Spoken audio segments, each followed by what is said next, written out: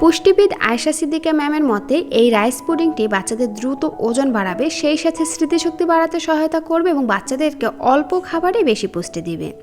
তো যে সকল বাচ্চারা খাবার খেতে চায় না বা বাচ্চাদের খাবারের প্রতি অনীহা, তাদেরকে কিন্তু এই লোভনীয়, পুষ্টিকর ও মজাদার খাবারটি তৈরি করে খাওয়াতে পারেন। তাই যে সকল মায়েদের বাচ্চাদের বয়স 1 বছর থেকে 5 বছর, তাদের জন্য কিন্তু আমার আজকের ভিডিওটি অনেক বেশি হেল্পফুল হবে। তাই ভিডিওটি না টেনে শুরু থেকে শেষ পর্যন্ত দেখার অনুরোধ করছি। সরাসরি চলে আসলাম চুলায় একটা প্যান দিয়ে তার মধ্যে দিয়ে দিচ্ছি বাচ্চার চাহিদা অনুযায়ী, পরিমাণ অনুযায়ী ভাত, এবং দিয়ে দিচ্ছি 1 কাপ পরিমাণে লিকুইড গরুর দুধ, সাথে দিয়ে দিচ্ছি 1/2 কাপ পরিমাণে নর্মাল বিশুদ্ধ খাবার পানি। আপনারা চাইলে কিন্তু এই পানির পরিবর্তে পুরোটা গরুর দুধ দিয়ে খাবারটি রান্না করতে পারেন। সুন্দর একটা ফ্লেভারের জন্য একটি তেজপাতা আর 1 টুকরো দারুচিনি দিয়ে দিলাম।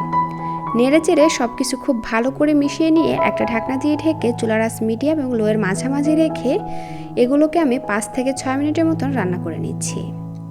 ফিরে আসলাম 6 মিনিট পর, আর এরই মধ্যে ভাতটা কিন্তু খানিকটা নরম হয়ে আসছে।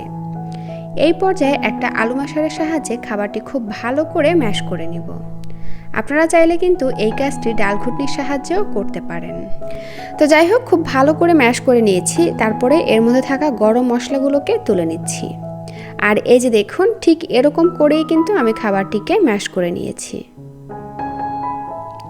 এবার এই পর্যায়ে আমি এর মধ্যে দিয়ে দিচ্ছি একটি মুরগির ডিমের কুসুম।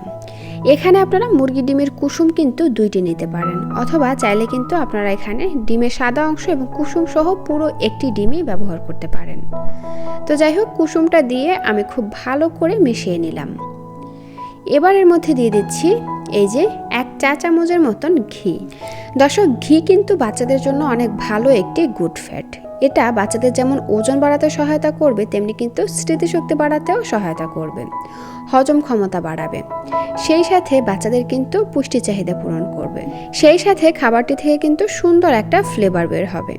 তো যাই হোক, এরপরে হালকা মিষ্টির জন্য আমি এখানে 2 চা চামচের মতন চিনি দিয়ে দিলাম এবং 1 চিমটি লবণ দিয়ে দিলাম। আপনারা চাইলে কিন্তু এখানে চিনির পরিবর্তে তাল মিশ্রি অথবা খেজুরের গুড়টাও ব্যবহার করতে পারেন। তবে খেজুরের গুড়, তাল মিশ্রি এটা আমার হাতের কাছে ছিল না, এজন্য আমি এখানে চিনি ব্যবহার করেছি। তো যাই হোক, ঘি, চিনি এবং লবণ দিয়ে নেড়ে চেড়ে ভালো করে মিশিয়ে নিয়েছি। এখন এরকমের ঘনত্বে চুলা থেকে নামিয়ে নিলেই কিন্তু বাচ্চাকে খাওয়ানোর জন্য একদম রেডি।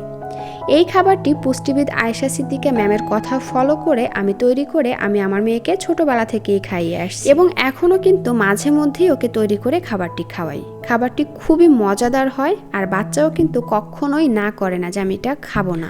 আর এটা রান্না করছি শুনলে আরও খুব আগ্রহ নিয়ে খুব মজা করে খায়। তো এই রাইস পুডিংটি কিন্তু আপনারা আপনাদের বাচ্চাদেরকেও ট্রাই করতে পারেন। আশা করছি আমার বেবির মতো আপনাদের বাচ্চারাও খুব মজা করে খাবে। তো এই রাইস পুডিংটি তৈরি করে আপনারা বাচ্চাদেরকে সকালের নাস্তায়, দুপুরে ও রাতের প্রধান খাবার হিসাবে দিতে পারবেন। এতক্ষণ সাথে থাকার জন্য অসংখ্য ধন্যবাদ জানিয়ে আজকের ভিডিওটি এখানেই শেষ করছি। আল্লাহ হাফেজ।